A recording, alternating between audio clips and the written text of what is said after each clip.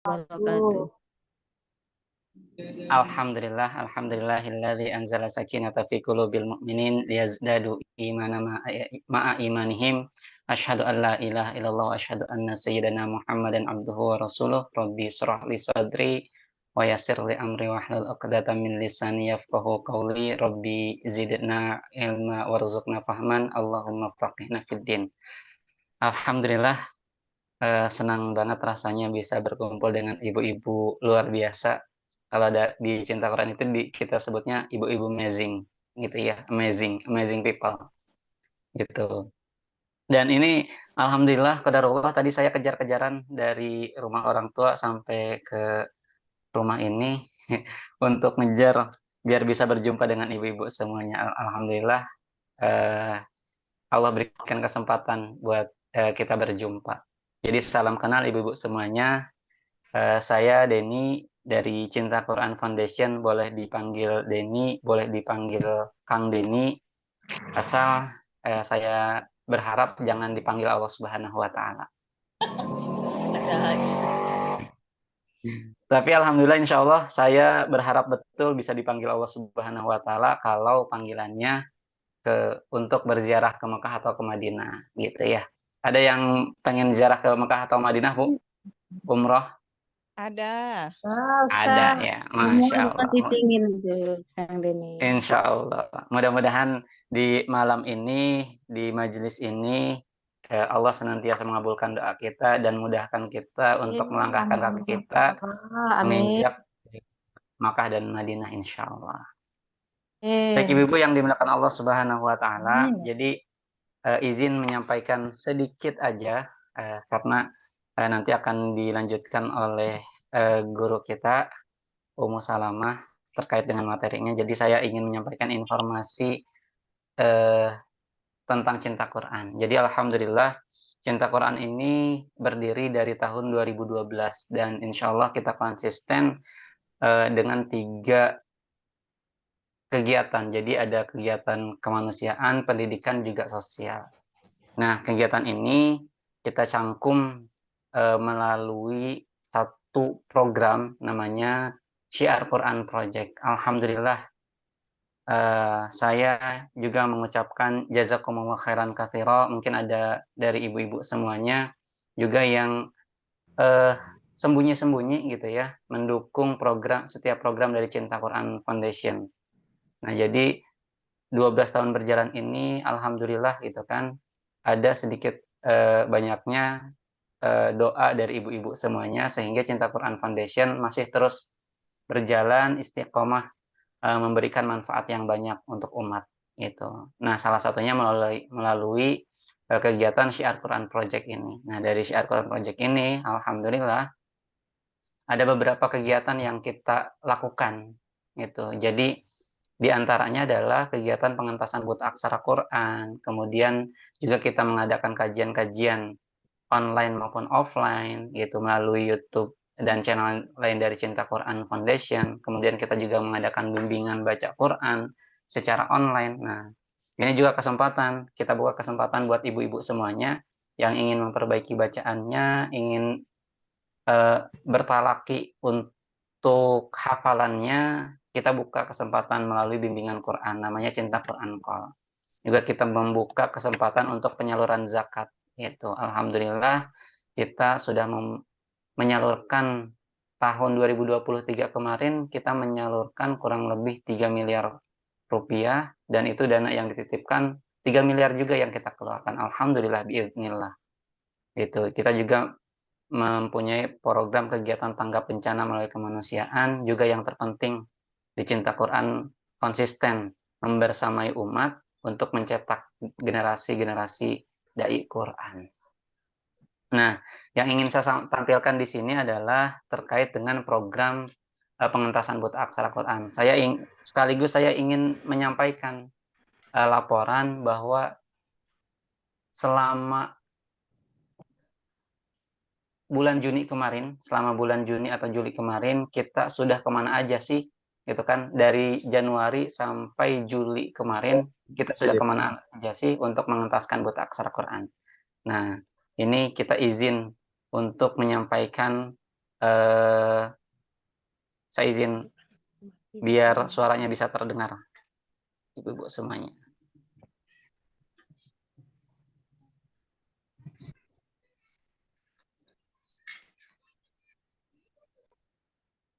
Nah, saya izin memutarkan satu buah cuplikan video, juga laporan barangkali ada sedikit banyaknya dukungan dari ibu-ibu semuanya. Bismillah.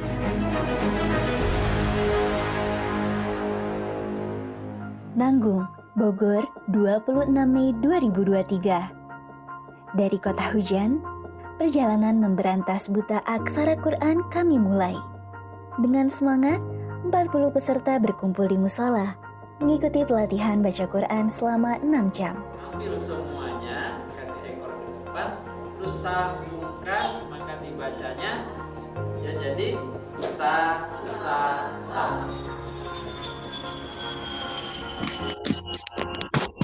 Mentawai, Sumatera Barat, 30 Mei 2023. Langkah kami berlanjut melewati sungai dan hutan menuju Mentawai. Alhamdulillah, perjuangan kami tidak hanya berbuah mereka bisa membaca Quran.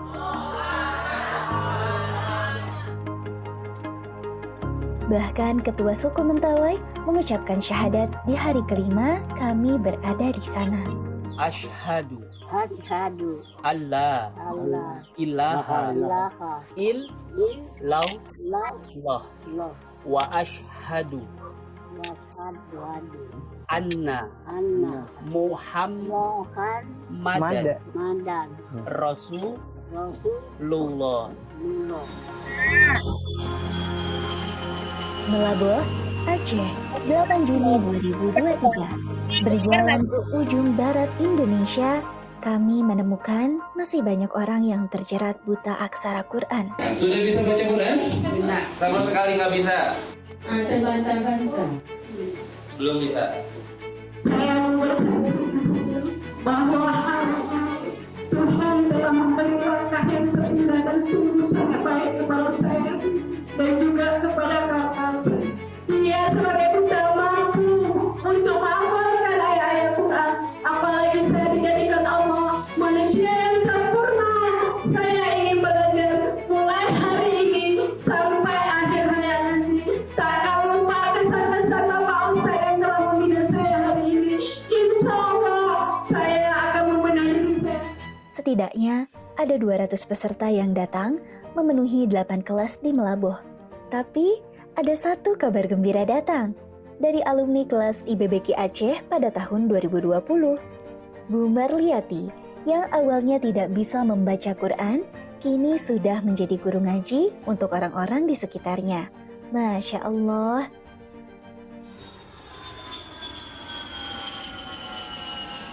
Bangka Belitung, 16 Juni 2023. Terakhir, kami menjejakkan kaki di negeri Laskar Pelangi. Antusias warga begitu meriah, dikarenakan masih banyaknya muslim yang belum bisa membaca Quran. Sama sekali tidak bisa baca? Enggak. Sama sekali? Enggak. Sekitar 230 peserta datang memenuhi kelas kami. Perjalanan kami dalam memberantas buta aksara Quran masih akan terus berlanjut, karena masih banyak saudara muslim yang akan kami kenalkan pada indahnya Quran.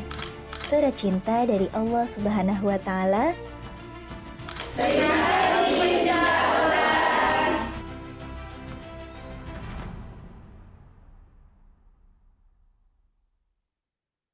Masya Allah, Alhamdulillah. Jadi ibu-ibu semuanya yang dirahmati Allah Subhanahu wa Ta'ala, tadi sedikit cuplikan bahwa tahun 2023 Cinta Quran, pengentasan buta aksara Qurannya sudah kemana aja. Itu kan dari Bogor, kemudian ke Mentawai, kemudian ke Aceh, bahkan ke Bangka Belitung.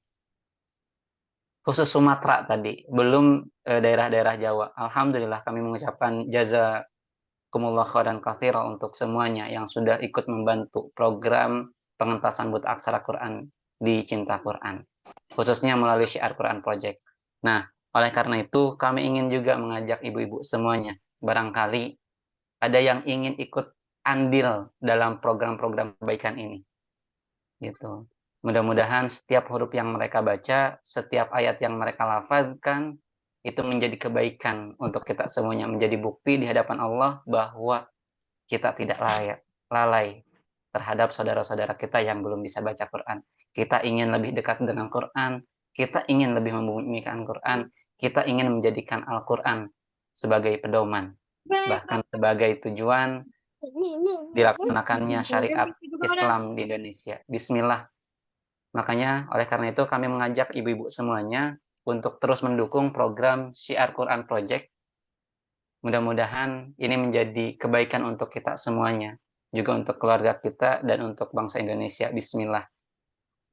Makanya gimana caranya? Boleh di-capture, boleh didonasikan semua keinginan ibu-ibu semuanya untuk mendukung program di Cinta Quran Foundation melalui Syiar Quran Project. Juga barangkali ingin mengadakan kegiatan Indonesia Bisa Baca Quran untuk pengentasan buta aksara Quran, khususnya di Sumatera Utara, di Medan dan sekitarnya. Insya Allah, mudah-mudahan kita membuka kesempatan buat ibu-ibu semuanya. Boleh dikumpulkan saudara-saudaranya yang belum bisa baca Quran, untuk satu kelasnya 25 orang. Insya Allah nanti tim Cinta Quran bersama para trainer dan para asatidnya, kita akan ke Medan. Bismillah. Karena bagaimanapun Medan ini menjadi kota yang terdekat gitu kan daripada founder Cinta Quran Foundation Ustadz Fatih Karim dan Ummu Sajat gitu. Jadi mudah-mudahan ada kesempatan kita bisa bersilaturahmi ke Medan untuk mengadakan kelas pengentasan buta aksara Quran melalui program Indonesia Bisa Baca Quran. Mudah-mudahan nanti diinisiasi oleh dakwah priority itu kan melalui Ibu Tri dan para foundernya gitu, kita bisa mengadakan program Indonesia Bisa Baca Quran, kemudian lebih banyak saudara-saudara kita yang terbebas dari buta aksara Quran. Ini menjadi tiket ke surga di hadapan Allah, kita ikut ikhtiar mengentaskan buta aksara Quran. Bismillah. Mudah-mudahan Allah senantiasa mempermudah segala urusan kita, mendekatkan kita dengan surganya Allah dan menjadikan kita umat yang Rasulullah banggakan karena kita senantiasa memperjuangkan Al-Quran. Mungkin itu saja yang bisa saya sampaikan sedikit dari program yang ada di Cinta Quran Foundation, Ibu Tri. Mudah-mudahan ini bermanfaat dan bisa memotivasi kita semuanya dalam rangka dakwah Quran. Bismillah. Wassalamualaikum warahmatullahi wabarakatuh. Waalaikumsalam warahmatullahi wabarakatuh. Syukran kasir Kang Denny atas pemaparan dari program dari Komunitas Cinta Quran. Insya Allah doakan kami dari Dakwah Priority insya Allah berkolaborasi dengan Cinta Quran ya kan akan membentuk tim yang mungkin ikut dalam kegiatan IBBQ ya Kang. Amin insya Allah. Siap. Baik Kang Denny, mungkin kita mau langsung ke Ustazah. Kang Denny, tafadhol. Saya izin ibu-ibu semuanya karena ini forumnya forum ibu-ibu, jadi khawatir saya paling ganteng di sini. Saya mohon izin, mudah-mudahan tanpa mengurangi rasa hormat dan takzim saya buat ibu-ibu semuanya. Saya mohon izin duluan. Mudah-mudahan Allah berikan kelancaran buat kegiatan kajian pada malam hari ini. Saya undur diri, pamit. Assalamualaikum warahmatullahi wabarakatuh. Waalaikumsalam. Warahmatullahi wabarakatuh. Jazakallah khairan katsira. Assalamualaikum. Assalamualaikum warahmatullahi wabarakatuh. Baik, alhamdulillah. Ini saya sudah lihat Ustazah kita sudah hadir bersama kita. Sebentar, Ustazah, saya jadikan co-host ya. Ya, terima kasih. Baik. Alhamdulillah malam hari ini kita kedatangan pemateri yang luar biasa ini dari Komunitas Cinta Quran yang mana beliau adalah Ustazah Ummu Salama ya. Jadi kami manggilnya Ummu Salama atau gimana Ustazah? Iya, kadang-kadang disingkat jadi Umsal. Waduh, jangan disingkat lah Ustazah. Nah, begitu ya. Jadi beliau ini adalah pengasuh Majelis Taklim Khairunisa Kota Bogor ya. Kemudian pengisi rubrik Pergaulan Berkah dan Sifat Tahunan Diskom Info Bogor. Kemudian beliau ada pemateri kajian tafsir Muslim Cinta Quran. Jadi saya juga dulu salah satu murid ustazah gitu. Pada waktu itu memang di Cinta Quran mengajinya ustazah. Jadi Oh, Masya Allah. alhamdulillah sudah kenal, tapi ustazahnya nggak kenal saya gitu. Nah, baik, pada malam hari ini tema kita ini mengenai tentang husnul khotimah. Yang memang ustazah di akhir bulan ini ya, banyak manusia yang dipanggil Allah gitu, terutama di kampung saya ustazah. Jadi jarak waktu 1 hari 2 hari sudah ada yang meninggal gitu ustazah. Ada yang kecelakaan, ada yang sakit. Nah, tapi kita tidak tahu apakah beliau itu meninggal dengan husnul khotimah atau su'ul khotimah. Nah, maka dari itu ibunda semuanya, pada malam hari ini ustazah kita akan memaparkan secara rinci bagaimana kita akan kembali kepada Allah itu secara husnul khotimah. Baik, alhamdulillah, kepada ustazah kami persilakan. Tafadhol Mas. Saya memanggilnya apa, ibu-ibu semua, panggilannya? Sapaannya. Oh, sapaannya. Ibu-ibu aja lah ustazah. Oh, ibu-ibu aja ya. Ini pada emak-emak, ada akhwat Pila juga, gadis juga campur ustazah. Ini umum, kajian umum. Iya, iya. Ini banyak dari Medan ya, kelihatan ya? Iya, jadi Masya Allah, tebing tinggi. Ya, alhamdulillah, mudah-mudahan kita suatu saat dipertemukan ya oleh Allah offline gitu ya. Amin. Baik. Bismillahirrahmanirrahim. Assalamualaikum warahmatullahi wabarakatuh. Waalaikumsalam warahmatullahi wabarakatuh. Innalhamdulillah nahmaduhu wa nasta'inuhu wa nastaghfiruh wa na'udzu billahi min syururi anfusina wa min sayyiati a'malina may yahdihillahu fala mudhillalah wa may yudlil fala hadiyalah. Asyhadu an la ilaha illallah wahdahu la syarikalah wa asyhadu anna Muhammadan abduhu wa rasuluhu la nabiyya ba'dah. Qala Allah Ta'ala fi kitabihil karim, a'udzu billahi minasyaitonir rajim. Bismillahirrahmanirrahim. Qul innal mautal ladzi tafirruna minhu fa innahu mulaqikum. Tsumma turadduna ila alimil ghaibi wasyahadati fayunabbi'ukum bima kuntum ta'malun. Shadaqallahul azim.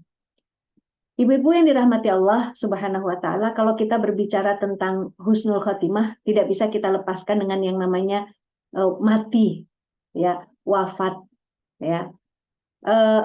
Di ayat Al-Qur'an surat Al-Jumu'ah ayat ke-8 tadi yang saya bacakan, Allah Subhanahu wa taala berfirman yang artinya sesungguhnya yang namanya maut alladzi tafirruna minhu, yang kamu itu lari darinya, seperti tadi ya kata Akang yang tadi gitu ya. Ya kalau bisa jangan dipanggil Allah. Memang sebetulnya mati itu suatu hal yang menakutkan.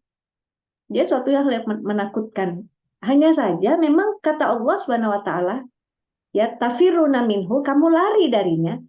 Fa innahu mulaqikum, jadi langsung di situ disebutkan dengan isim fa'ilnya ya. Jadi si pelakunya mati itu nanti akan menjumpai kamu. Jadi seakan-akan mati itu seperti suatu sosok yang akan datang menjumpai kamu. Dan setelah itu kita akan dikembalikan kepada Allah, zat yang maha mengetahui, zat yang maha menyaksikan, baik yang gaib ataupun yang bisa syahadah yang bisa disaksikan.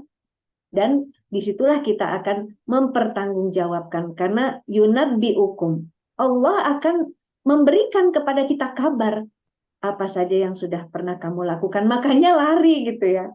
Seperti kita ibaratkan, maksudnya fitrahnya itu memang takut, karena kita tuh akan dipertanyakan nanti oleh Allah Subhanahu wa taala. Auditnya ya, diaudit, dihisab oleh Allah itu betul-betul ketat. Tidak ada yang disembunyikan. Apalagi yang akan berbicara nanti itu adalah bukan mulut kita ini, gitu ya. Jadi yang akan diizinkan oleh Allah Subhanahu wa taala berbicara itu justru anggota tubuh kita. Ya, bukan mulut, tapi terkunci mulut kita itu. Nah, jadi ibu-ibu yang dirahmati Allah, memang kita berbicara husnul khotimah dari sisi maknanya juga. Husnu itu artinya baik, Al-Khatimah itu artinya adalah penutup gitu ya. Jadi bagaimana kita berupaya kematian kita itu akan baik di akhir itu. Karena memang dia kan kematian itu ya di akhir usia kita. Nah, sebagaimana pula ibu-ibu yang dirahmati Allah, ya kita santai ya Bu, jangan tegang ya Bu Baniah ya. Jangan tegang. Memang yang namanya di dunia ini tidak ada yang abadi. Bener gak? Ada siang, ada malam. Ada tua, ada muda, ada tua.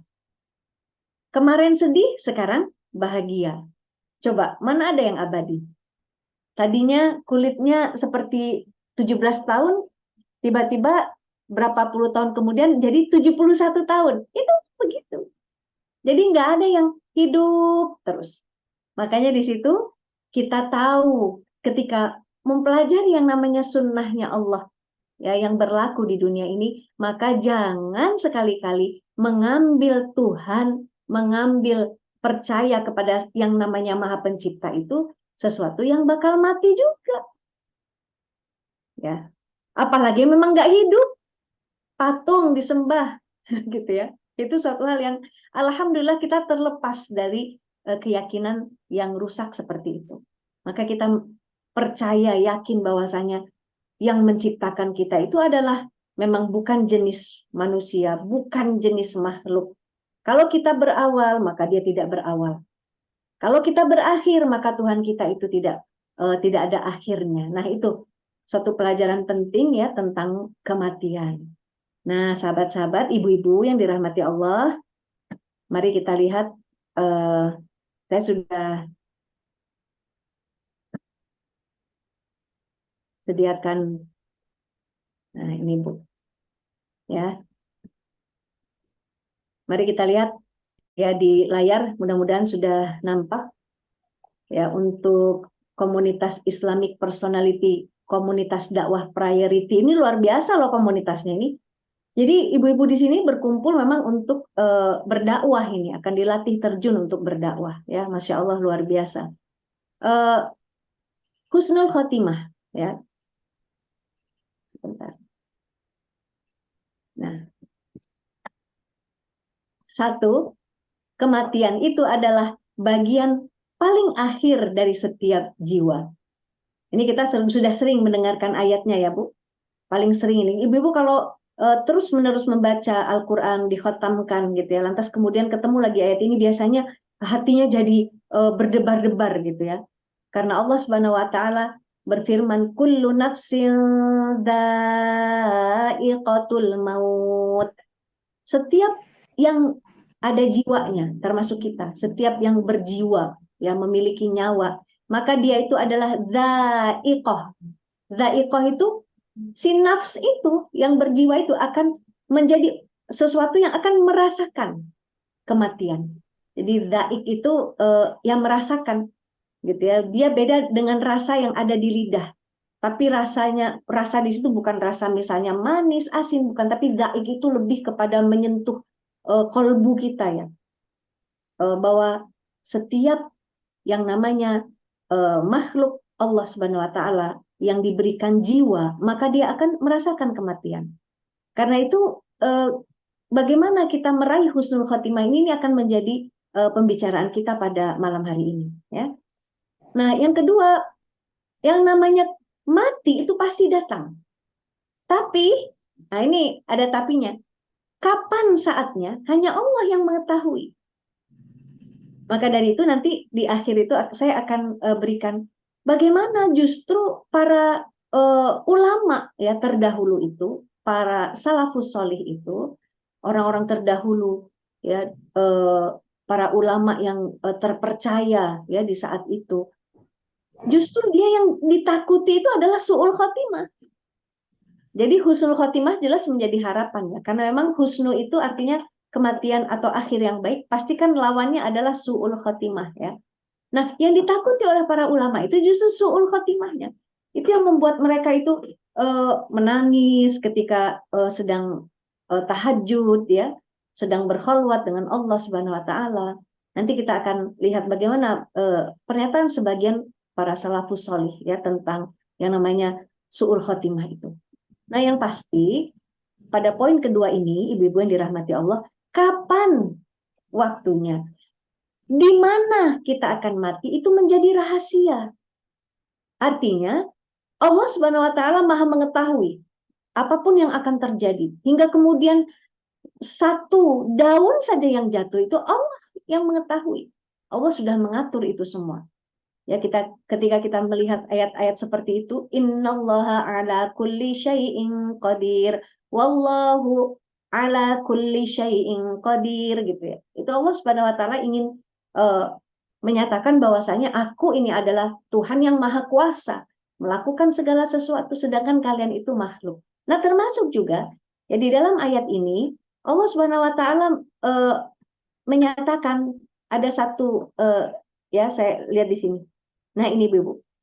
Wa ma tadri nafsum madza taksibu ghada wa ma tadri nafsum bi ayyi ardin tamut. Innallaha alimun khabir. Ya, pertama adalah kalau di sini tadi as-saah, hari kiamat, hanya Allah yang tahu. Ya. Lantas kemudian yunazzilul ghaith, ya Allah menurunkan hujan. Ya. Lantas kemudian wa ya'lamu ma fil arham, apa yang ada dalam rahim seorang wanita, Allah yang Maha tahu. Allah yang menentukan, ya. Dan seseorang itu tidak tahu madza taksibu ghada, apa yang bakal dia lakukan besok. Sama halnya dengan wa ma tadri nafsum bi ayyi ardin tamut. Ya, seseorang itu tidak akan tahu bahwasanya di bumi mana dia akan mati. Karena sesungguhnya Allah lah yang Maha mengetahui dan Allah lah yang Maha dekat. Ya, sehingga kita sendiri tidak tahu, tidak diberikan oleh Allah Subhanahu wa taala tanggal berapa, jam berapa, di mana. Nah, ini menjadi rahasia Allah dan ini menjadi suatu hal yang memang keyakinan ya kepada manusia bahwasanya dia harus bersiap-siap, udah gitu aja tugasnya. Dia harus senantiasa mempersiapkan diri. Kapan waktunya? Kadang dia sudah katakan, sepertinya waktu saya sebentar lagi, karena dia sudah sakit. Ternyata dia sembuh. Ya, banyak kan kita temui hal-hal demikian ya, ibu-ibu. Kalau saya punya ibu dulu ya, alhamdulillah sekarang masih sehat ibu saya. Pernah sakit itu dalam kondisi koma, ya, bahkan 2 kali. Tapi alhamdulillah ibu saya itu masih sehat hingga saat ini. Nah, jadi tidak ada yang tahu. Dan waktu itu ibu saya sudah bilang, kayaknya sebentar lagi gitu. Itu yang pertama, gitu ya. Terus yang kedua juga seperti itu, ke rumah sakit, terus beliau katakan, kayaknya sebentar lagi. Ya, saya agak bawa bercanda sedikit. Yang kemarin juga bilang sebentar lagi, saya bilang gitu. Maksud saya adalah untuk menghibur. Dan alhamdulillah memang ternyata ibu saya sehat sampai saat ini, ya. Sudah usia 72 ya. Nah, jadi memang itu menjadi rahasia Allah. Apa yang tidak menjadi rahasia Allah adalah perbuatan kita. Kalau perbuatan kita itu memang tidak ada yang tidak dalam kuasa kita. Sehingga tidak boleh kan, misalnya kita merasa nanti kalau saya sakit perut nanti diangkat sendiri deh sama malaikat, misalnya ke belakang, nggak ada itu. Kita berdiri, ya, kita berjalan, itu kan manusia begitu. Jadi yang namanya isti'dad atau persiapan untuk menyambut ataupun mempersiapkan kondisi bagaimana kematian itu tiba. Nah, ini yang penting bagi kita. Itu ada dalam kuasa manusia. Ya. Nah, ibu-ibu, lantas kemudian yang ketiga, manusia hanya dikuasakan hal atau kondisi dalam rangka mempersiapkan keadaan mati. Di dalam Al-Quran surat Az-Zalzalah ayat 7 dan 8, Allah berfirman, ini sudah ibu-ibu hafal nih ya. فَمَنْ يَعْمَلْ مِثْقَالَ ذَرَّةٍ خَيْرًا يَرَهُ وَمَنْ يَعْمَلْ مِثْقَالَ ذَرَّةٍ شَرًّا يَرَهُ. Allah Subhanahu wa taala berfirman yang artinya, maka siapa yang mengerjakan sebesar dzarrah saja. Ya, ada yang mengatakan seperti debu, ada yang mengatakan seperti atom, ya, kecil pokoknya. Apa yang dia kerjakan khairan, kebaikan, maka ya rohu, Allah akan melihatnya. Dan siapa yang mengerjakan sebesar dzarrah keburukan, ya, kejelekan, dosa, maka Allah akan melihatnya. Maknanya apa? Allah Subhanahu wa taala tidak zalim lah ibu-ibu. Ya. Kalaulah sesuatu itu misalnya Allah Subhanahu wa taala tidak kuasakan kepada kita. Kita merasa misalnya ibu-ibu, saya berbuat kebaikan ini karena saya dipaksa sama Allah, misalnya begitu. Atau saya berbuat dosa ini karena saya dipaksa oleh Allah Subhanahu wa taala. Tentu ayat ini menjadi zalim gitu ya. Kenapa dikatakan demikian? Dan Allah itu terbebas dari sifat zalim.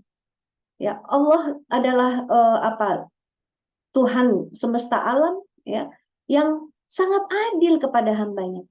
Sehingga kemudian perbuatan baik, perbuatan buruk itu memang ada dalam kuasa manusia diberikan. Jadi dia bukan sama dengan gitu ya kondisi tubuh kita, misalnya kulitnya berwarna seperti ini. Ya, bagaimana bentuk hidung kita, bagaimana bentuk fisik kita, rambut kita, tinggi badan kita misalnya. Itu adalah suatu hal yang memang sudah menjadi ketetapan Allah dan Allah tidak akan menghisab itu. Tidak akan memperhitungkan itu menjadi dosa atau pahala. Tapi bagaimana dengan perbuatan kita? Termasuk perbuatan kita menciptakan kondisi bagaimana nanti kita mati. Itu akan dihisab oleh Allah Subhanahu wa taala. Perhatikan baik-baik ibu-ibu ya. Misalnya begini, ibu-ibu lagi kesel nih sama suami, ya. Terus ngantar anak sekolah. Udahlah, ini di tengah-tengah rel kereta ini, saya mau berhenti aja diam di rel kereta. Biasa jam 7 nanti lewat kereta. Apakah itu perbuatan yang ibu kuasai atau tidak? Tentu ibu kuasai. Ya, sehingga perbuatan kita diam di tengah kereta itu, menunggu kereta itu melindas kita, itu adalah perbuatan zalim kepada diri sendiri. Dan itu adalah dosa. Dan dikategorikan sebagai perbuatan bunuh diri. Sedangkan bunuh diri itu dicela ibu-ibu yang dirahmati Allah. Bagaimana dicelanya? Nanti dia akan lakukan perbuatan itu berulang-ulang ketika di yaumil akhir itu. Kalau dia misalnya memutuskan urat nadinya di tangan, maka di situ dia akan terus melakukan itu, hidup lagi, dia lakukan lagi. Tidak akan pernah mati kita itu Bu nanti di nerakanya Allah itu, naudzubillah, tsumma naudzubillah. Ya, yaumil akhir itu memang tidak ada lagi kematian. Sehingga apa yang ada pada diri kita Bu berupa yang namanya amal, yang namanya perbuatan, harus hati-hati kita itu Bu. Harus disadari gitu ya, berdasarkan ilmu ya, matang-matanglah dipikirkan, dilaksanakan, termasuk ketika misalnya ada kewajiban yang harus kita lakukan. Oh iya, kita harus bersegera. Biar apa? Biar kita tidak mati dalam keadaan tidak melaksanakan kewajiban. Nah itu. Kuasa tidak kita atas diri kita seperti itu. Ya, adapun misalnya ibu-ibu yang dirahmati Allah, ada rasa misalnya malas atau karena capek, itu adalah manusiawi ibu-ibu yang dirahmati Allah. Cuma kan bukan berarti ketika kita malas itu, lantas kita tidak mengerjakan sholat wajib. Sedangkan kita tidak dalam keadaan berhalangan. Karena khawatir gitu kan. Kita wajib mengerjakan sholat 5 waktu, sedang tidak haid, sedang tidak nifas, ya, dan kita dalam keadaan sehat, bisa berjalan, bisa ada air, terus kita nggak mau memaksa diri kita untuk wudhu, ya, untuk melakukan wudhu, lantas kemudian menutup aurat kita dengan, kalau orang Sumatera tahu telekung ya, benar nggak ibu-ibu? Yes, kalau orang di Jawa mukena gitu ya, atau kita memakai pakaian syar'i kita, menutup aurat kita, lantas kita menghadaplah ke kiblat. Nah itu semua adalah hal yang kita bisa upayakan ibu-ibu. Allah akan ganjar kita dengan pahala, Allah akan ganjar kita dengan kebaikan. Makanya kita senang kan kalau melihat ada video-video atau yang asal dari CCTV, di situ terekam aktivitas seorang yang lagi sholat terus wafat. Ada nggak yang mengatakan kira-kira itu tuh su'ul khotimah ibu-ibu? Nggak ada.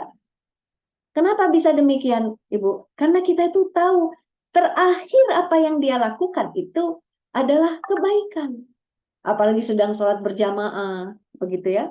Biasanya yang memang diwajibkan fardu kifayah untuk sholat berjamaah di masjid adalah laki-laki, gitu kan, bapak-bapak, ya. Makanya anak-anak laki-laki itu lebih didorong untuk sering ke masjid, dia mencintai masjid, ya. Itu kan upaya loh, itu pengkondisian. Nah, biasanya, ibu-ibu ya, saya akan menekankan yang nomor 3 ini dulu.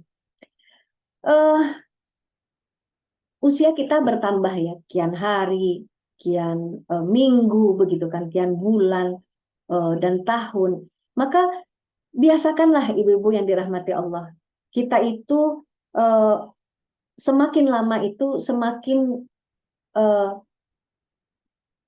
waspada, nah gitu ya. Semakin awas dengan apa? Dengan aktivitas-aktivitas yang akan menjerumuskan kita pada akhir yang buruk. Karena apa? Usia loh.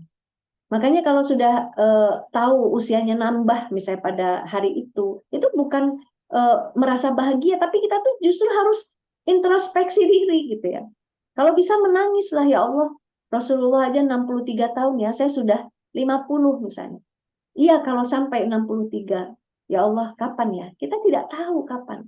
Disitulah ibu-ibu hikmahnya mengapa usia kita, akhir dari usia kita itu dirahasiakan Allah. Karena Allah itu senang melihat kita itu selalu dalam kondisi isti'dad liyaumir rahil. Nah, itu kalau pernyataan dari Ali bin Abi Thalib karramallahu wajhah, ya. Selalu mempersiapkan bagaimana kita itu akan kembali nanti. Dikatakan di situ adalah yaumir rahil. Jadi rahil itu hampir sama dengan rihlah. Justru perjalanan yang panjang itu setelah kematian kita. Karena di situ akan ada step-step, akan ada langkah-langkah mulai dari kita memasuki alam kubur, begitu kan. Lantas kemudian dibangkitkan oleh Allah Subhanahu wa taala. Setelah dibangkitkan, kita akan dikumpulkan di yaumil hasyr. Dan setelah itu akan ada penghisaban, akan datang catatan amal kita. Itu panjang, ibu-ibu, panjang sekali. Di dalam hadis yang sahih, bagaimana di yaumil hasyr itu, di padang mahsyar itu, tempat berkumpulnya itu, matahari itu hanya berjarak 1 jengkal, gitu ya, 1 jengkal saja, sehingga setiap diri akan dibanjiri oleh keringatnya sesuai dengan kadar dosanya. Ibu-ibu yang dirahmati Allah Subhanahu wa taala, bagaimana tidak kita harus senantiasa berupaya, semakin bertambah usia kita itu, kita harus semakin mempersiapkan ini hal atau kondisi. Ya. Jadi bukan berarti nanti justru misalnya semakin kita tua, lantas kita semakin takut mengerjakan kewajiban karena takut mati. Nah, itu berbahaya kalau seperti itu. Ya. Saya jangan pergi kajian lah ke masjid, nanti naik motor mati. Nah, itu tidak boleh seperti itu. Itu namanya tidak mempersiapkan kondisi yang baik. Justru kita malah mengurungkan aktivitas kita yang tadinya mau dapat pahala, jadi urung, tahu urung Bu, nggak jadi batal. Jadi nggak begitu ya. Nah, berikutnya ibu-ibu yang dirahmati Allah Subhanahu wa taala, bagaimana kondisi baik dan buruk itu sebenarnya? Kita kan pengen tahu. Maka saya berikan di sini adalah standarnya itu adalah hukum syariat. Kalau dalam perbuatan tuh ibu-ibu, ya, hukum misalnya ada 5 nih Bu. Ada wajib, ya kan? Wajib ini adalah dia bentuknya itu perintah di dalam dalilnya itu. Dan kalau tidak dilaksanakan, maka akan mendapatkan kecaman dari Allah. Atau ketika dilaksanakan, itu akan ada pujian dari Allah Subhanahu wa taala. Maka itu wajib hukumnya. Bagaimana ketika kita ingin mempersiapkan kondisi kita husnul khotimah? Kalau kewajiban itu, maka segera dan sungguh-sungguh. Ini yang harus kita raih. Bersegera dan bersungguh-sungguh melaksanakannya. Mungkin waktu kita masih remaja, saya ingat dulu sampai ada istilah di kalangan teman-teman saya itu, kalau sholat zuhur itu waktu internasional. Jam berapa Bu? Jam 2 siang. Entahlah, belum waktu internasional gitu. Padahal kita itu sedang tidak ada keperluan yang harus kita kerjakan pada saat itu, sedang santai. Cuma 2 jam lagi, belum waktu internasional begitu ya. Alhamdulillah belum meninggal gitu ya. Bagaimana kalau tiba-tiba jam 1:30 meninggal begitu kan? Maka kita dalam kondisi sedang melalaikan yang mestinya wajib itu kita kerjakan. Nah, terhadap yang haram, ibu-ibu yang dirahmati Allah, apa yang harus kita lakukan biar kita itu bisa menciptakan kondisi husnul khotimah itu? Ini kata-kata saya, Bu. Tidak ada pilihan lain kecuali meninggalkannya. Jadi bukan ya semampu saya ya ninggalin yang haram ya. Enggak begitu. Harus ditinggalkan kalau namanya haram itu. Inilah upaya kita untuk menciptakan bagaimana kondisi mati kita nanti. Dalam masalah perbuatan, kalau haram, tidak ada pilihan lain kecuali meninggalkannya. Ya, kalau ibu-ibu sudah sadar, misalnya ya membuka medsos itu sudah melampaui batas, gitu ya. Udah tinggalkan, walaupun itu boleh sebenarnya ya, boleh melihat medsos seperti itu. Oh sudah, matikan HP-nya. Nah itu contoh. Tapi kalau misalnya Bu haram, misalnya lihat video porno itu udah nggak ada pilihan lagi, nggak boleh. Itu harus diupayakan seperti itu. Bukan harus diupayakan, tinggalkan. Bagaimana kalau hukumnya makruh, ibu-ibu? Makruh ini larangan, tapi dia tidak kuat. Maka di sini Bu, sedapat mungkin ditinggalkan. Jadi walaupun itu tidak sampai derajat haram, bukan berarti kita senang melakukan hal-hal yang makruh. Jangan. Makruh itu sedapat mungkin ditinggalkan. Ya. Berikutnya kemudian, kalau sunnah bagaimana? Sekuat mungkin dilaksanakan, dikejar. Sedangkan kalau mubah perbuatannya atau boleh, maka pilih yang paling bermanfaat. Yang tidak bermanfaat, membuat hati jadi keruh, ya, jadi zikir pada Allah jadi sulit, maka tinggalkan. Nah ini ya ibu-ibu tentang menciptakan atau mengkondisikan hal. Itu ada di tangan kita. Allah akan hisab, Allah akan minta tanggung jawab kita manakala kita itu sengaja melakukan hal-hal yang akan berbuah suatu keharaman. Kita katakan, kita nggak bunuh diri kok, cuma saya jalannya di tengah. Jalan raya, jalannya di tengah, bukan di trotoar tengah-tengah. Nggak ada tengah-tengahnya, nggak ada pembatas jalan, tapi kita jalan di tengah. Kendaraan seliwar-seliwar di situ, saling salip, menyalip, begitu ya. Maka kemudian membuat diri kita itu akhirnya ditabrak. Nah itu akan diminta oleh Allah. Kenapa kamu berbuat demikian? Kenapa kamu bunuh diri? Begitu ya. Nah begitu juga ibu-ibu, ibu-ibu komunitas dakwah priority ya. Ini saya sangat bangga nih melihat komunitas ini. Dakwah itu ibu, ini hukumnya wajib. Ya. Jadi kan sesuai dengan nama komunitasnya ya. Dakwah itu hukumnya wajib. Menyeru ke jalan Allah. Ud'u ila sabili rabbika bil hikmah wal mau'izatil hasanah wajadilhum billati hiya ahsan. Serulah mereka itu ke jalan Tuhanmu dengan cara hikmah dan nasihat yang baik, dan berdebatlah atau berdiskusilah dengan cara yang baik. Ketika kita tahu itu adalah cara yang dilakukan untuk mempromosikan, membuat orang sadar, mempromosikan Islam. Ya kan, seperti promosi kan. Sama saja Allah katakan itu dengan in tansurullaha yansurkum. Jika kamu menolong Allah, apa maksudnya menolong Allah? Allah yang Maha Kuasa kok minta tolong. Begitu dalam Al-Quran surat Muhammad ayat 7 adalah dengan mendakwahkan agama Allah. Maka Allah akan menolong kamu. Yansurkum, begitu ya. Maka kewajiban dakwah ya ini ibu-ibu ya di dalam komunitas ini harus terus-menerus progresif. Mencari ilmu semakin baik. Setelah itu menyampaikan ilmu itu, melaksanakan untuk diri sendiri, menyampaikan kembali ilmu itu ya. Karena apa? Karena sesungguhnya kalau kita diam, ibu-ibu yang dirahmati Allah, Islam itu bisa tidak dikenal. Coba bayangkan ibu, bagaimana ulama itu begitu luar biasa semangatnya menyampaikan Islam itu sampailah ke tanah Sumatera, ya, ke tanah Jawa, sampai kepada kita. Coba kalau mereka itu adalah orang-orang yang tidak menjalankan kewajiban, tentu kita tidak mengenal Islam. Yang kita kenal tuh misalnya kepercayaan menyembah berhala. Nauzubillah, gitu ya.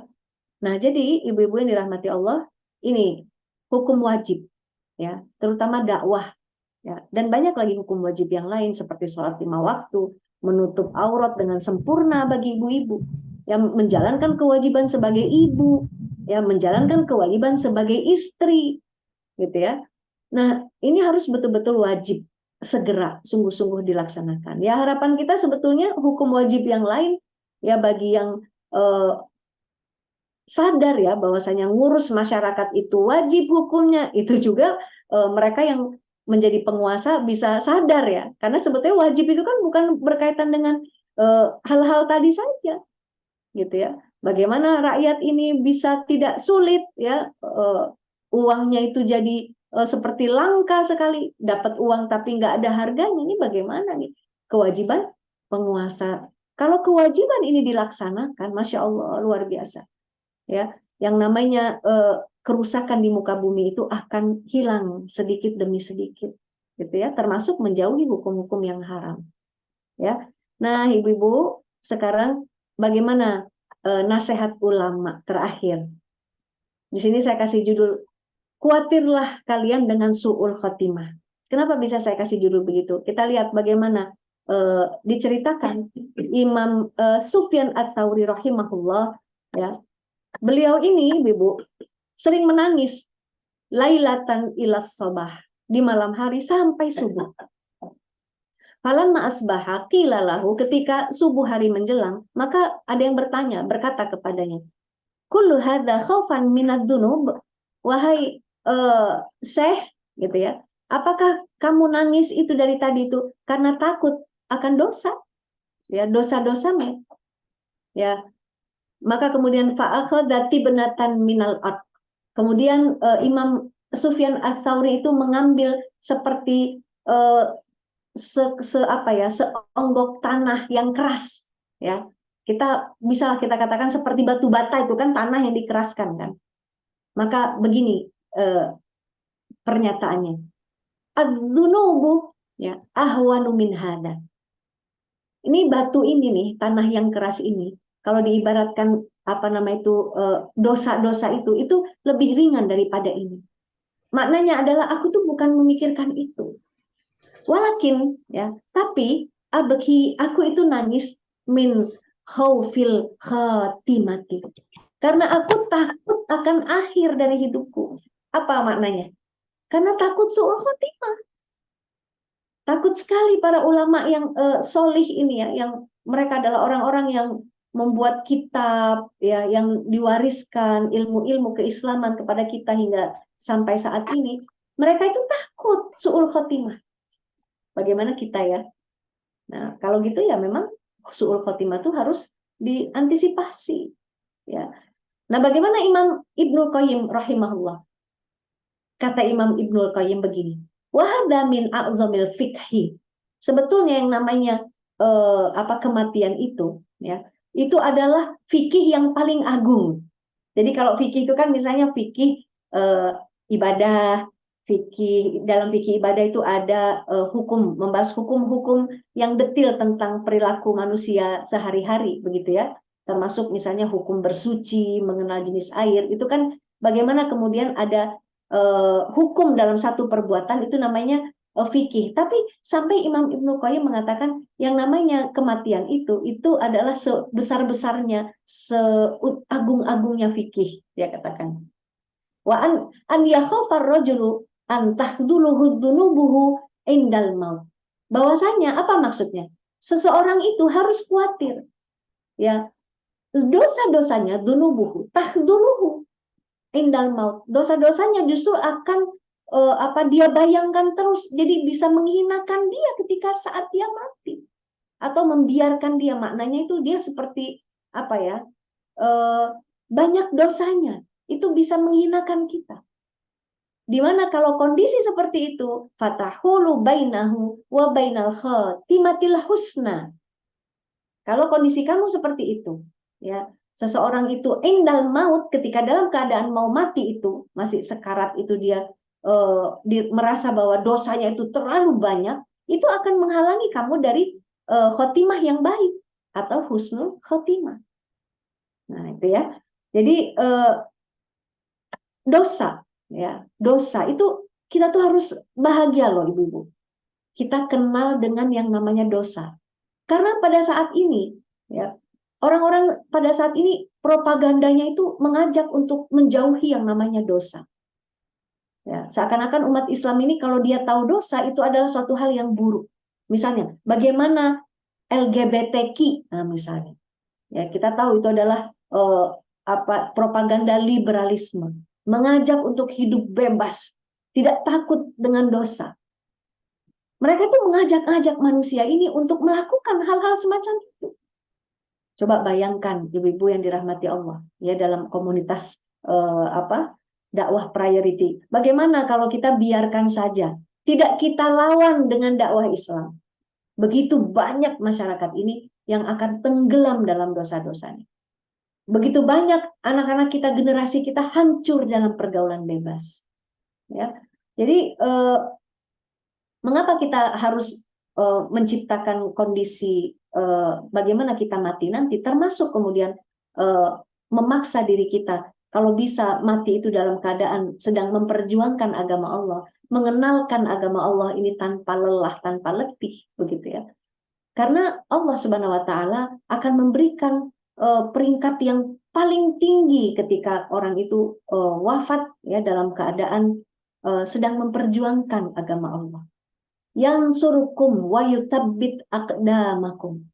Siapa yang menolong Allah dalam artian menolong agama Allah, ya, dia mendakwahkan agama Allah, maka Allah akan menolongnya dan akan membantu mengokohkan posisinya di muka bumi ini, diberikan kehormatan oleh Allah Subhanahu wa taala.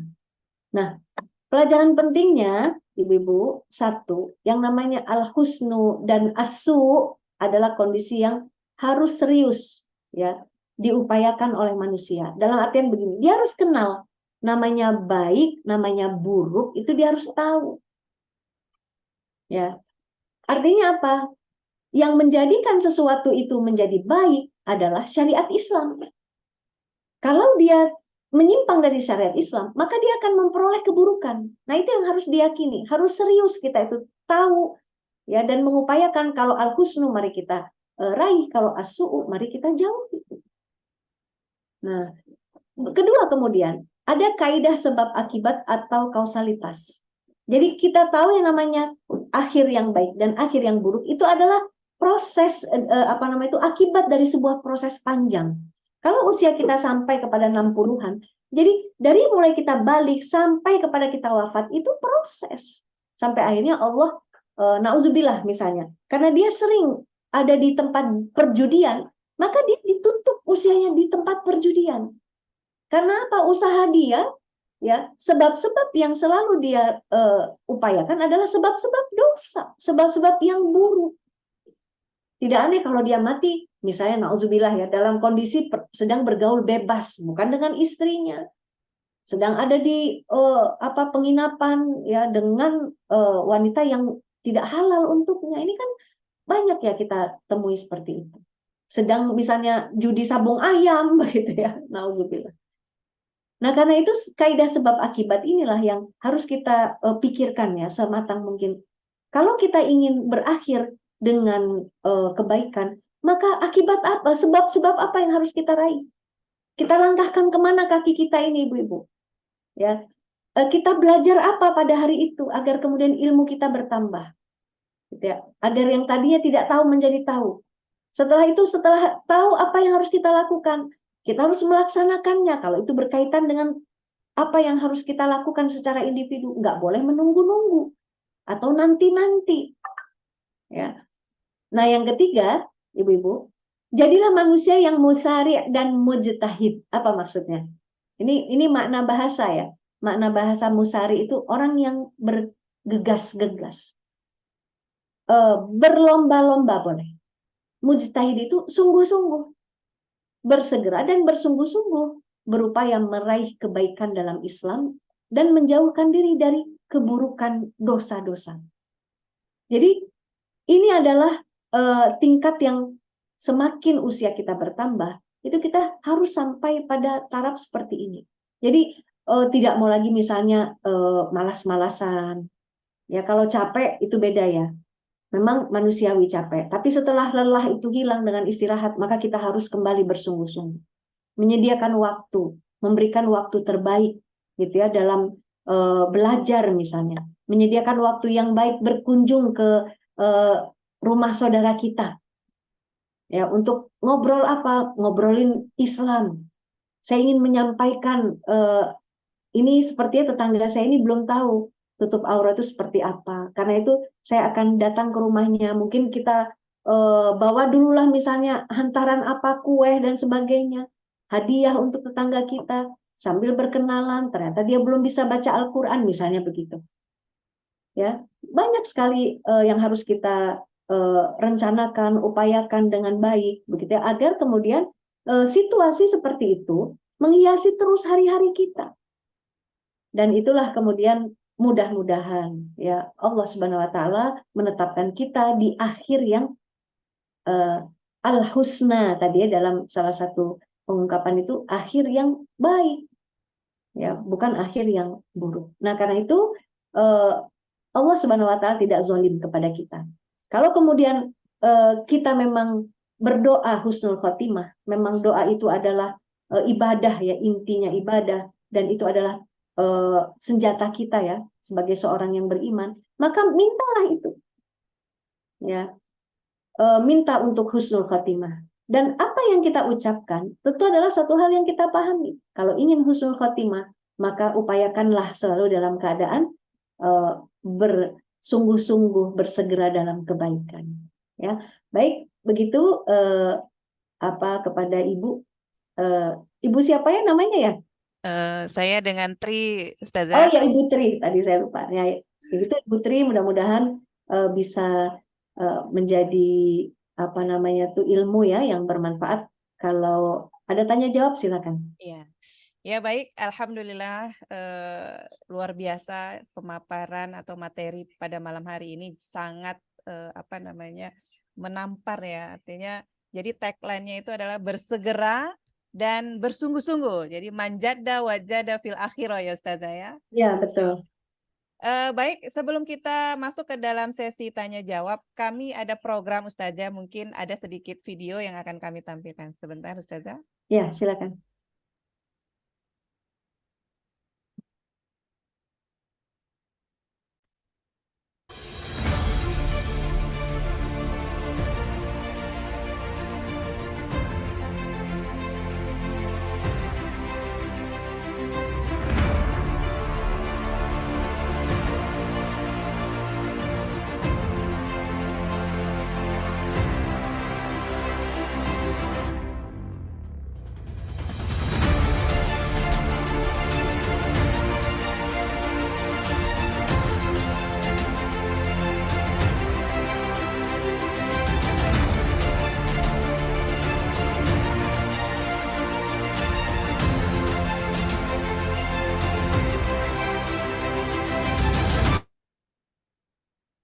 Ya, itu tadi cuplikan dari kegiatan kami yang akan diselenggarakan pada tanggal 24 September di Kota Tebing Tinggi, Sumatera Utara ya. Jadi ibu-ibu atau saudara-saudara yang masih terjerat riba, hutang riba, ya bisa menghubungi kami ya. Insya Allah nanti pada tanggal 24 September itu kita ada program fundamental ya.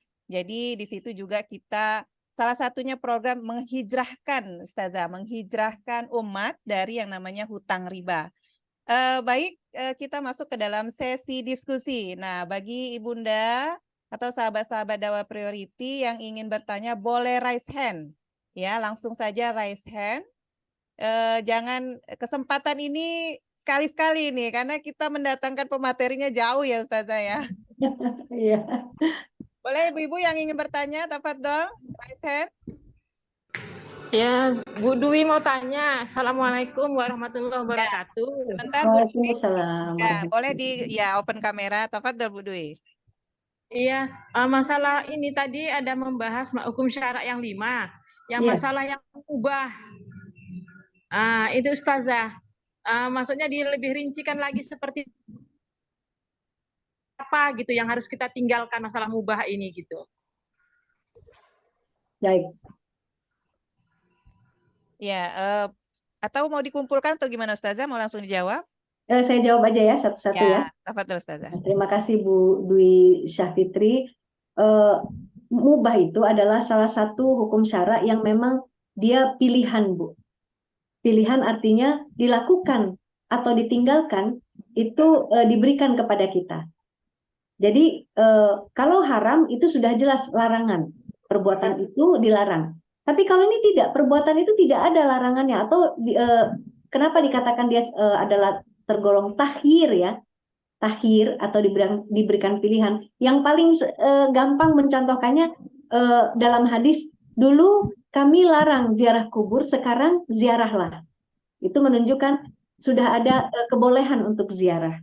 Nah, untuk hukum-hukum lain ya Bu Dwi Syafitri yang boleh itu artinya seperti begini. Dia tidak ada ya pengaturan secara detailnya untuk perbuatan itu. Seperti begini ya contohnya ya, pengaturan detail tentang khimarnya seorang muslimah itu kan banyak dalil ya. Salah satunya misalnya kata Rasulullah, wahai Asma, ya seorang perempuan apabila telah haid tidak boleh tampak padanya kecuali wajah dan dua telapak tangannya, begitu kan? Maka kemudian diambil dari situ selain istri Rasulullah Shallallahu Alaihi Wasallam ya adalah terlihat wajah dengan tangannya, gitu ya. Oh kalau istri Rasulullah Shallallahu Alaihi Wasallam, istri-istri beliau memang ada perintah khusus untuk menghijab dirinya, begitu kan? Nah, jadi ada perbedaan itu di antara ulama bahwa istri-istri Rasul itu wajib memang menghijab semuanya sampai wajah. Bagaimana dengan kita yang bukan istri Rasul, gitu ya? Yang bukan istri Rasul, maka dalam beberapa hadis juga terlihat bagaimana wajahnya bisa ditampakkan. Karena dia misalnya marah ketika dinyatakan, wahai perempuan ya, wahai muslimah gitu ya, wahai para wanita, sesungguhnya kalian itu banyak yang menjadi penghuni neraka jahanam. Nah, perempuan ini berdiri dari barisannya dan kemudian wajahnya memerah kehitaman menunjukkan dia marah. Nah, dengan lafaz merah kehitaman itu menunjukkan wajahnya memang terlihat. Dan di situ ada Rasulullah SAW. Nah, sekarang pertanyaannya kan begini. Bagaimana kalau kita bukan istri Rasul tapi ingin menutup wajah kita? Gitu kan? Maka tidak ada pelarangannya. Gitu kan? Kalau dia ada pelarangannya misalnya, kalau bukan istri Rasul maka dia terlarang untuk dilarang secara jelas, maka hukumnya bisa jadi itu akan menjadi larangan, tapi ini tidak ada larangan. Nah kalau begitu bagaimanakah hukumnya? Boleh gitu Bu Dwi Syafitri, kalau kita bukan istri Rasul ingin menutup wajah, contoh seperti itu dibolehkan. Sebagian ulama mengatakan juga wajib, yaitu merupakan perbedaan dalam masalah fikih. Tapi saya ingin mencontohkan bagaimana kemudian contoh boleh itu. Contoh boleh. Ya. Ada lagi Bu Dwi misalnya yang paling banyak dalam kebolehan ya. Makanan ya, minuman ya, makanan minuman. Itu kan tidak yang diharamkan itu kan disebut lahmul khinzir, maitah gitu kan. Homer itu kan disebut. Ya kan? Daging babi, bangkai, homer itu disebut. Nah, bagaimana kemudian kalau sirup misalnya, sirup atau jus misalnya, kita tidak menunggu satu persatu buah ini ada nggak ya di dalam nas, nggak begitu. Ketika dia tidak ada pengharamannya, maka kita tuh boleh melon misalnya seperti itu. rambutan, kayaknya nggak ada deh di masa Rasul rambutan begitu ya. Maka boleh. Nah, maka dari itu kalau berkaitan dengan perbuatan, Bu Dwi, contoh lagi ya, misalnya ketika kita nonton TV, kalau sekarang nonton medsos, boleh nggak? Boleh. Nonton video ini, video itu. Maka dengan kebolehan itu, kita tidak boleh menghabiskan seluruh waktu kita hanya untuk kebolehan. Apalagi kita sambil melakukan pelalaian terhadap kewajiban. Udah masuk sholat, nggak kerasa udah zuhur sampai ke asar. Kita tidak melakukan sholat zuhur misalnya. Karena apa? Karena kita nonton terus. Wah, itu sudah nontonnya kan boleh sebetulnya. Melihat gambar-gambar itu ya boleh. Memang kita itu gambar yang biasalah. Misalnya melihat video dakwah, melihat video kejadian di luar negeri misalnya, di dalam negeri, berita dan sebagainya. Maka bagaimana sikap kita dengan yang namanya boleh itu? Bagaimana tadi? Kita ambil yang bermanfaat. Yang manfaat.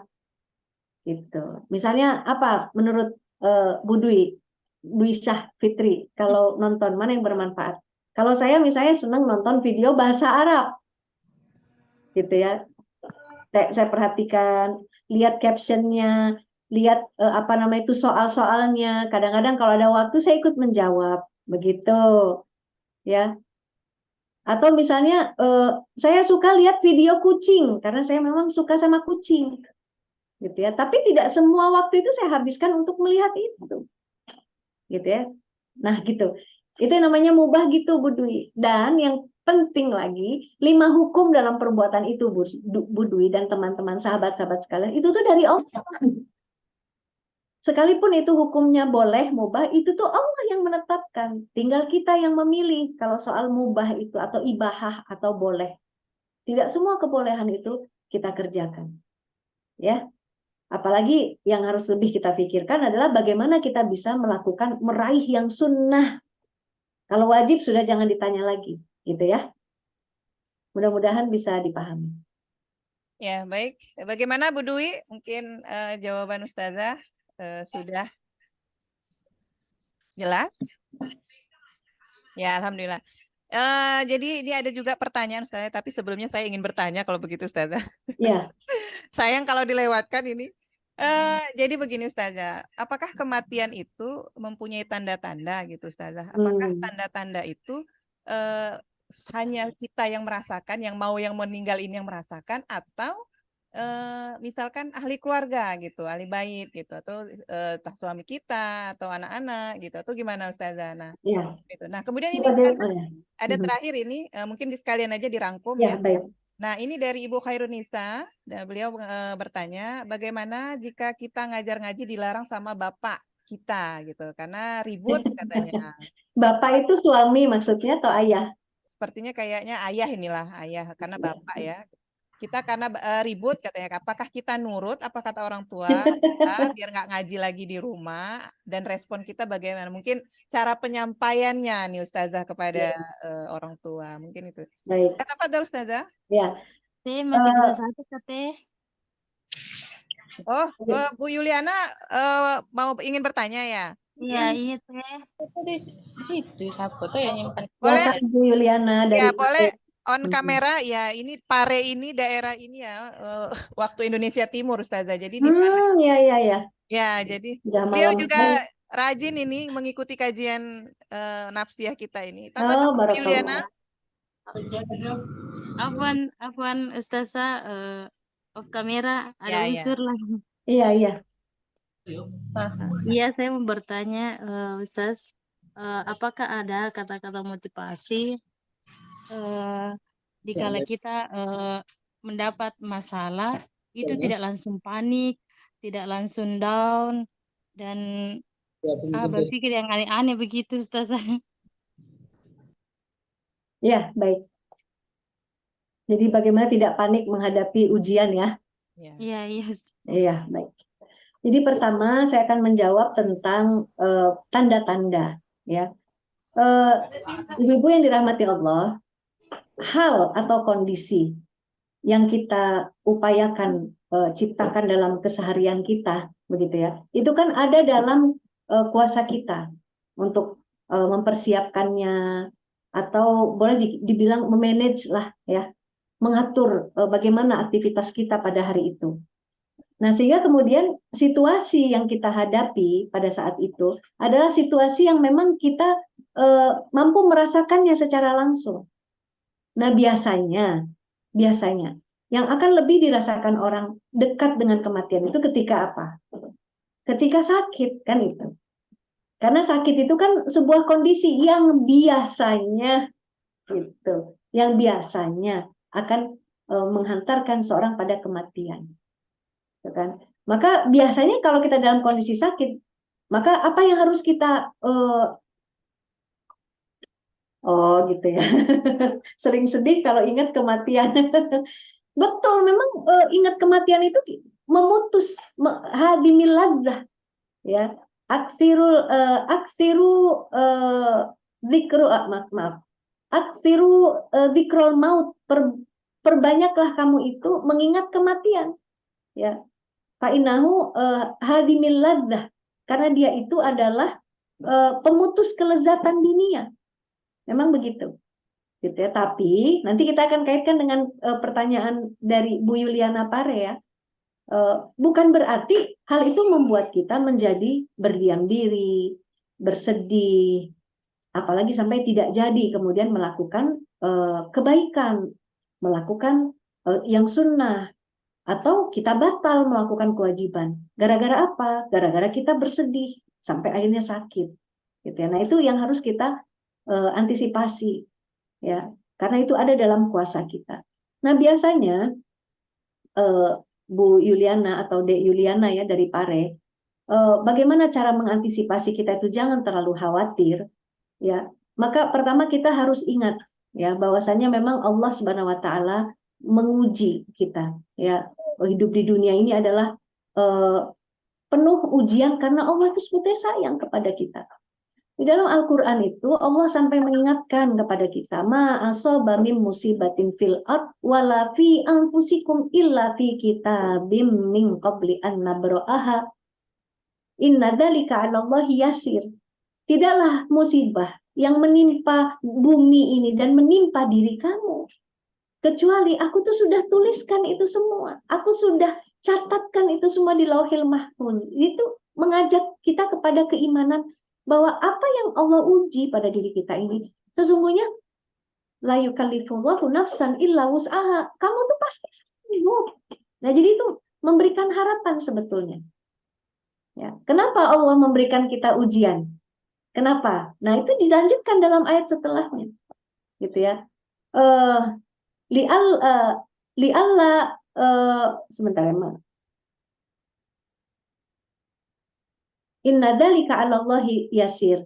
Likaila ta'saw 'ala ma fatakum wa la tafrahu bima atakum. Jadi Allah tuh sebetulnya tidak suka melihat orang putus asa.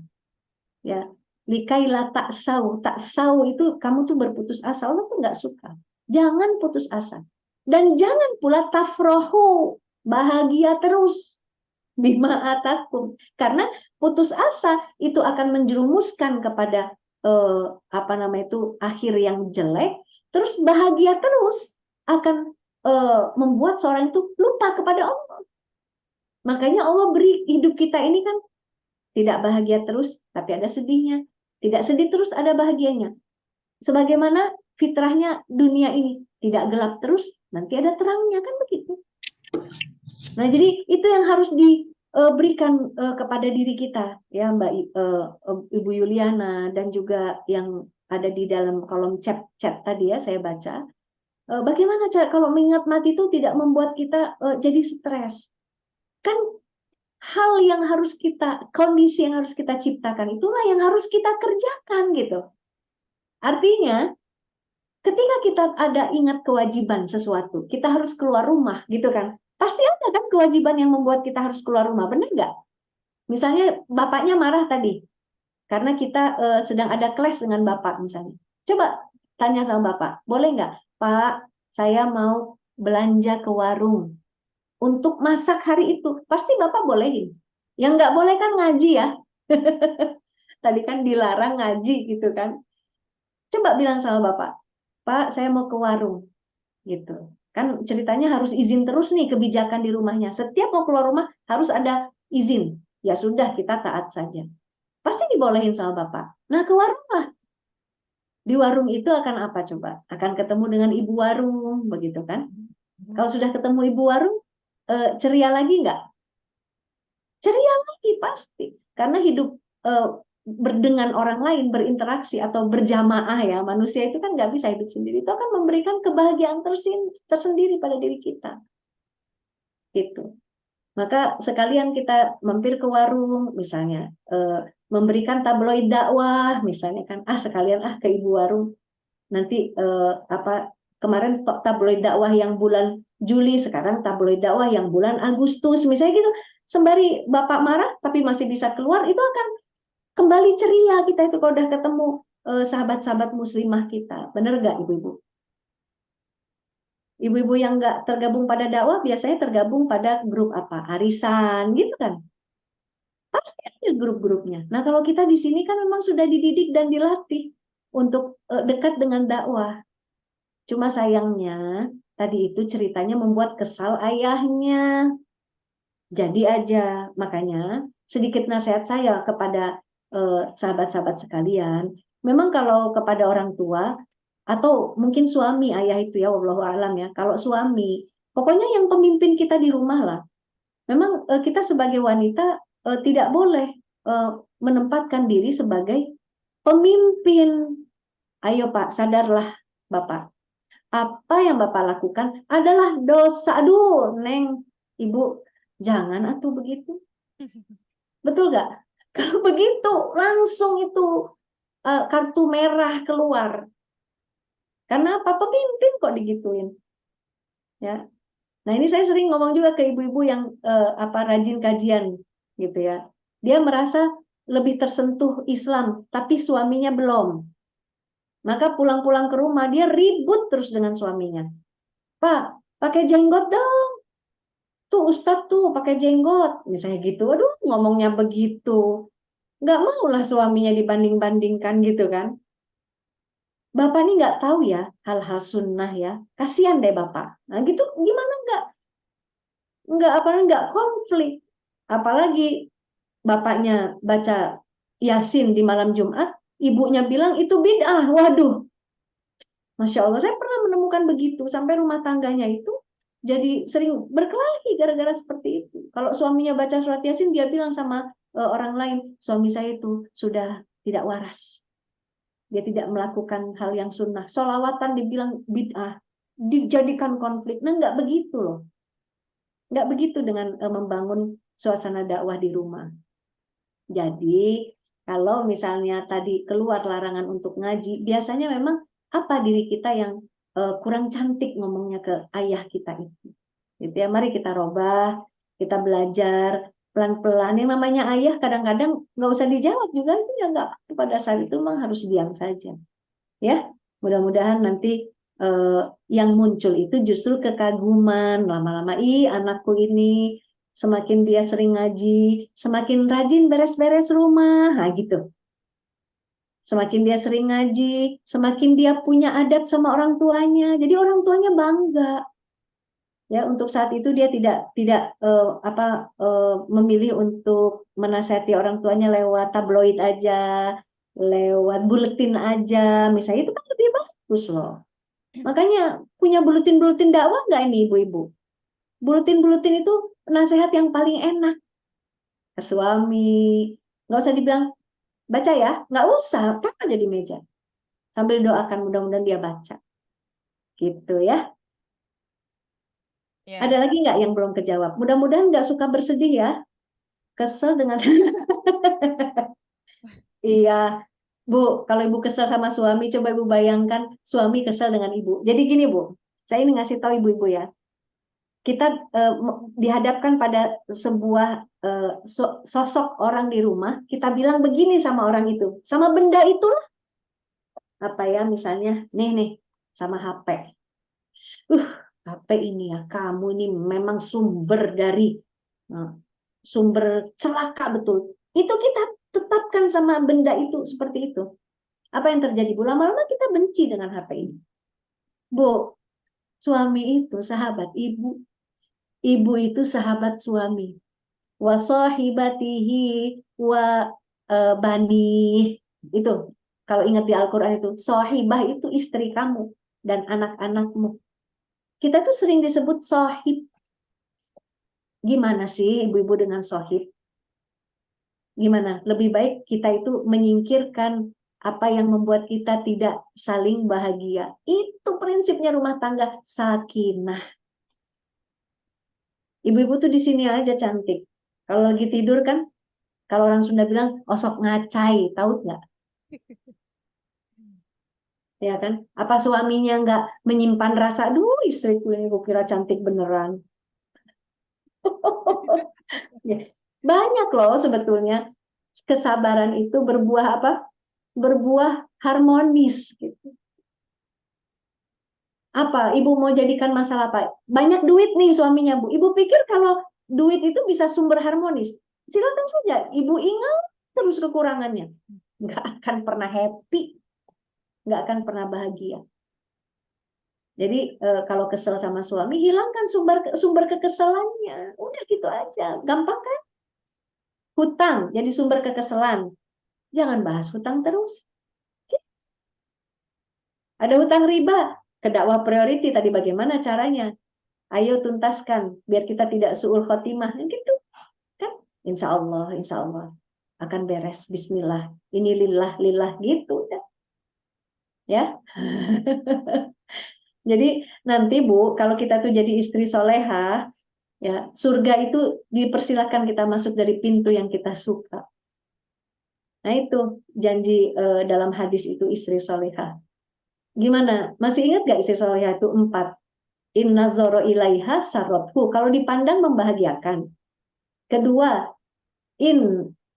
amaroha atau athu. Kalau diperintah taat. Nih Bu, coba.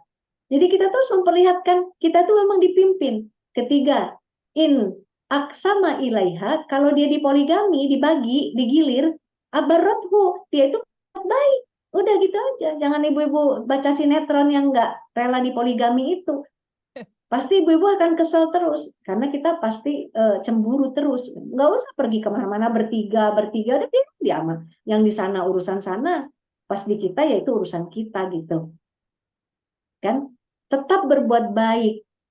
Ya, jangan dibongkar semua aib suaminya. Mumpung nih gue kesel nih, misalnya gitu ya. Yang keempat, in roba anha hafazathu malahu wa nafsahu.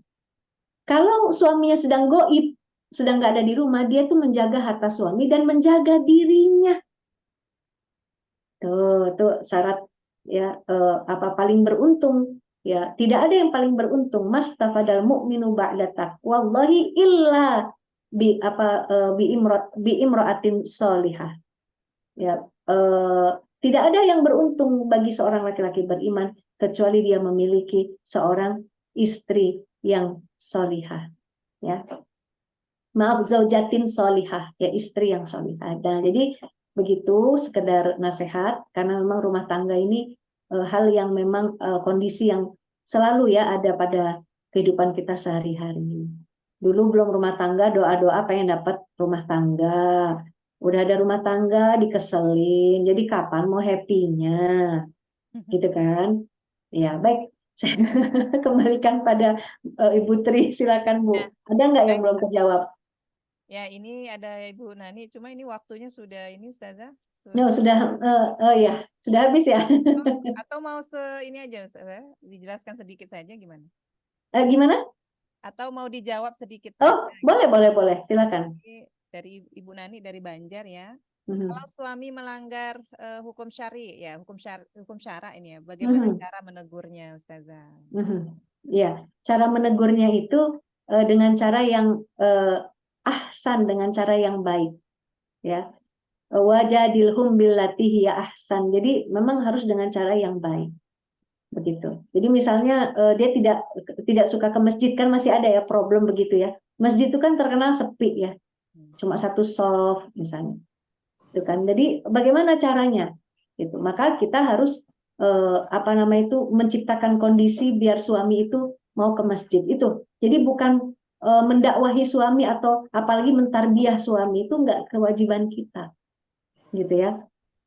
Kalaulah misalnya nauzubillah, misalnya suami kita itu dapat uang tapi haram misalnya, itu aja contoh yang paling gampang ya. Nah, lantas kemudian bagaimana cara kita mengingatkannya, gitu kan? Ya dengan cara yang baik. Ini uang dari mana Pak, misalnya gitu. Kalau ini nggak hak kita nggak boleh ya Pak, gitu. Kalau saya ingat ada dulu itu anggota keluarga yang jauh lah ya, sampai membuang emas di sungai, gitu. Coba emas. Saya lupa, tidak tanya saya apakah kalung atau gelang atau cincin, tidak tahu. Kenapa? Karena itu dari dapat hasil berjudi. Dibuang itu ke sungai. Masya Allah, cintanya luar biasa dengan istrinya itu. Itu istri yang membuang emas itu. Nah, ya bisa dengan begitu, nggak harus ngomel-ngomel juga. Nah, tapi yang namanya rumah tangga tidak ada yang tidak ada masalah. Ya, selesaikan masalahnya dengan baik dan bertambah senior ya, usia rumah tangganya biasanya akan semakin baik cara menyelesaikannya. Kadang-kadang kalau sudah diberitahu ya sudah, nggak usah kekeh. Tahu kekeh Bu, harus berubah loh. Memang suami itu, kita ini Tuhannya apa? Kan bukan milik kita loh. Iya kan? Seperti anak juga. Ibu udah dakwahi anak ibu, udah coba bentuk dengan cara yang baik. Ibu udah banyak bertobat, salah jadi orang tua dan berubah gitu ya. Ya memang anak itu bukan punya kita. Gitu kan? Rasulullah SAW saja tidak bisa lisannya yang fasih, lisannya yang baligh, gitu kan? Tapi pamannya tidak masuk Islam. Itu kan Abu Lahab itu paman-pamannya juga, gitu kan? Paman beliau Sallallahu Alaihi Wasallam. Nah, jadi begitu. Tadi ada sedikit di chat itu apa? Ini dari Ibu Nurmaliana ya. Nah gitu ya, Bu. Yang namanya taubat itu adalah seruannya pada orang yang beriman. Ya ayyuhalladzina amanu tubu ilallahi taubatan nasuha. Seruannya kepada orang yang berdosa?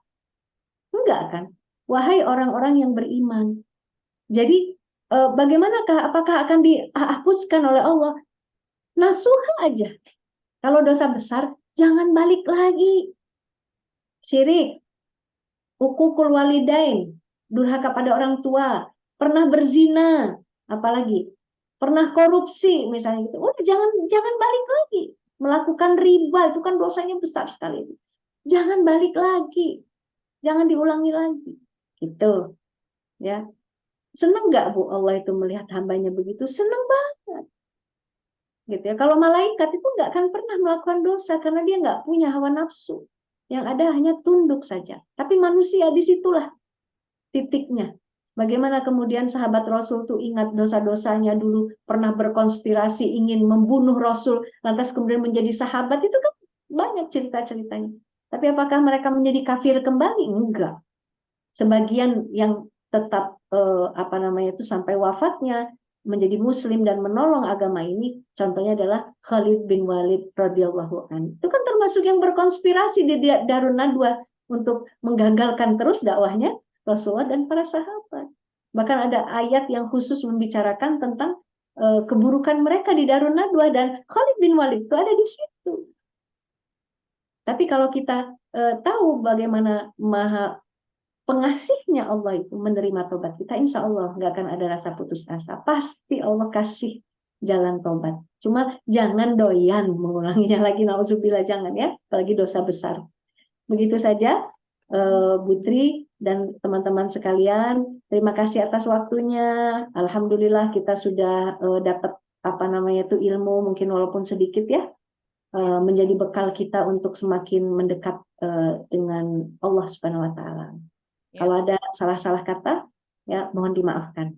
Saya kembalikan pada Putri, silakan. Alhamdulillahirrabbilalamin, jazakumullah khairan kasiran ya kepada para ibunda dan khususnya jazakillah khair kepada ustazah kita. Jadi nanti ustazah insya Allah ya kapan-kapan lagi kami boleh undang lagi ustazah yang luar biasa ini pemaparannya ya, Masya Allah.